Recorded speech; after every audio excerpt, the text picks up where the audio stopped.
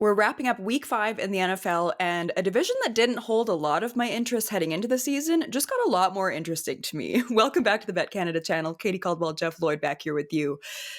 Jeff, heading into the season, it felt like it was the Texans' division to lose, and after a 1-3 start, they handled their business 44-10 against the Ravens. Yes, they are banged up, but my question for you this week, are the Texans back?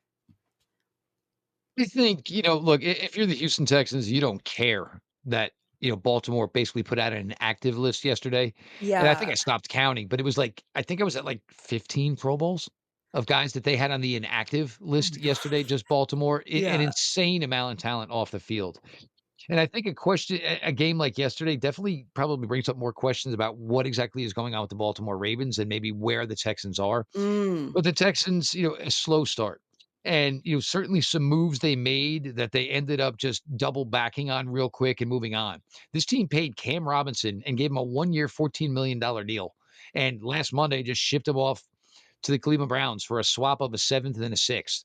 Like, so, and they paid pretty much 97% of the contract, something like that, some egregious number, and was just like, well, this isn't working. We're moving on. Yeah. So they certainly needed, they needed to just go get a JV team. They needed to go feel good about themselves. Yeah. CJ Stroud needed a 4 touchdown game. Their defense, granted, you were not playing obviously the A game of the Baltimore Ravens, needed to go out and whack some people around and just, get that out of their system and start to feel right again. And certainly having the ability to turn the tides within, the AFC South at the time of this recording. This is before Jacksonville and Kansas Yes. City are kicking off on Monday night. So Jacksonville can continue to be tied atop the AFC South with the Indianapolis Colts, who got another victory yesterday. The Titans and the Titans, oh, well, they kind of look good. Well, yeah, let's all teach our team the play where you throw the interception, have the opposition fumble it into the end zone so your guy can recover it. Yes, that is a great way to come out on top of an NFL game. But now you go back to the rest of it, and maybe now it's starting to pick up here. And this was the thing for Houston. Like, it didn't seem like, oh my God, we got to get it together quickly, but you kind of did. You know what I'm saying? Mhm. You had the 3-1 Jaguars, you had the 3-1 Colts before they went to 4-1. It was like, well, we better get this right now, or, granted, 24, 23, they were probably a year early.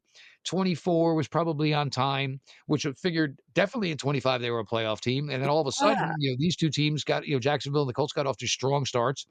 And all of a sudden, Houston was here like, well, we didn't really want to take a, step back to take a step up. So Yeah. start to right the ship. And it's going to come down, obviously, to, games within the AFC South. Mhm. But going to the Colts, and first off, just the craziest of weekends in Indianapolis before you even got to the game, not only Truly. did, just The the plot twist. information out there. I mean, certainly did not think, and maybe a game that was kind of looking for a storyline, I guess, Colts Raiders, you didn't think it was certainly going to be Mark Sanchez, but that whole situation obviously, Oh, so even but just watching the game yesterday, and again, Daniel Jones is just probably in one of the best places he's been probably in his entire totally life. agree. And I think it's probably more of Daniel Jones going, what can we do to make sure I can stay here for a while? Because Yeah. whatever goes on here in Indianapolis, the vibe agrees with Daniel Jones. Jonathan Taylor, still a fantastic player. Their defense playing well. Michael Pittman, great. They still have Alec Pierce, could be coming back sometime soon at Mhm. the wide receiver position. Josh So the team Downs. certainly, and even you got, oh, yes, the kicker's dinged up. Okay, no problem. So I'll just keep going for two and just going for two. I mean, just the way they kind of did it for the Colts, nothing Yeah. really kind of phases them right now. It's a team that's always kind of, struggled with, confidence and identity. And now they really kind of have it because they got, a great running back. They got a great rookie tight end. Pittman is a solid wide receiver. They have other guys at the wide receiver position who are stepping up. Defense is really kind of just playing really, really well. Mhm. And I think some people, and it was weird because earlier in the week, Xavier Howard basically waved goodbye and called it a career. And maybe it was a situation for the Colts where it's not the worst thing in the world because you know what? We can move in an upstart young guy as opposed to maybe a veteran who was just kind of happy here because he was getting paid. But the Colts right now, I don't, for me, I don't think there's a better feel good story, at least in the AFC or maybe not the entire NFL I couldn't because, agree more. you kind of like a lot of the players there, and then just knowing that it's again maybe the Sam Darnold, Baker Mayfield route for Daniel Mhm. Jones, where it's I need to get somewhere, where and not everybody is made for, the glitz of the big city. And maybe for Daniel Jones being in a place, Indianapolis, where it's got more maybe of like a college type atmosphere than a New York City or an LA atmosphere. Yeah. He really just seems to be settling in really well there. And obviously, the numbers and the record, obviously, for the Colts just speak for themselves. Quick pause. If you haven't subscribed to the BetCanada YouTube channel, you can do so below. It's free and it helps support our channel so we can keep bringing you NFL and NHL content. Now, back to the show. And I was just so impressed on how they rebounded coming off that loss to the Rams because we talked about it. Like they could have won that game. They were right in that. I'm looking at them wondering more and more like what is the ceiling on this team? Like they're kind of moving up in terms of contenders for me as I watch them move through the season. It just man, they're seeming to just meet every moment. And I think you have a bunch of guys that are just kinda similar, you know what I'm saying? Quentin Nelson is Yeah. probably a guy who was on a Hall of Fame path, but yet, there's not much, you know what I'm saying? You don't hear a ton out of a guy like Quentin Nelson, just goes out and does about his business. And I think you have, like-minded personalities that's just what I don't think anybody there is, screaming over what magazine they may not be on the cover of, what one-on-one they're not getting sitting down with a national reporter. And for them, yeah, we wanna continue to win. No, I don't wanna have to go sit down and do ESPN interviews, which is certainly gonna come if this is the way it's gonna continue to go Oh, for this yeah. franchise. Um, but remember when we had talked about it, because of the loss to the Rams, I really thought Shane Steichen had a great, great opportunity to motivate his guys and say, "Look, there were some stupid mistakes that we made last week, and not only, did it cost us the win versus the Rams, it probably cost us a double digit win versus the Rams." You know what I'm Mm. saying?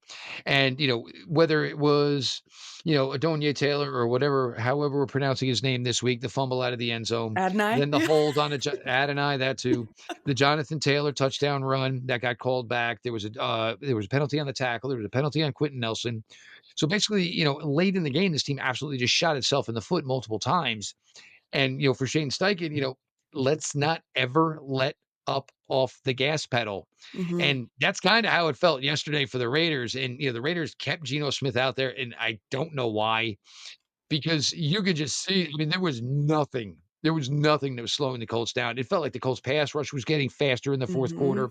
They were just hitting harder. And you can just see the confidence level of that team overall.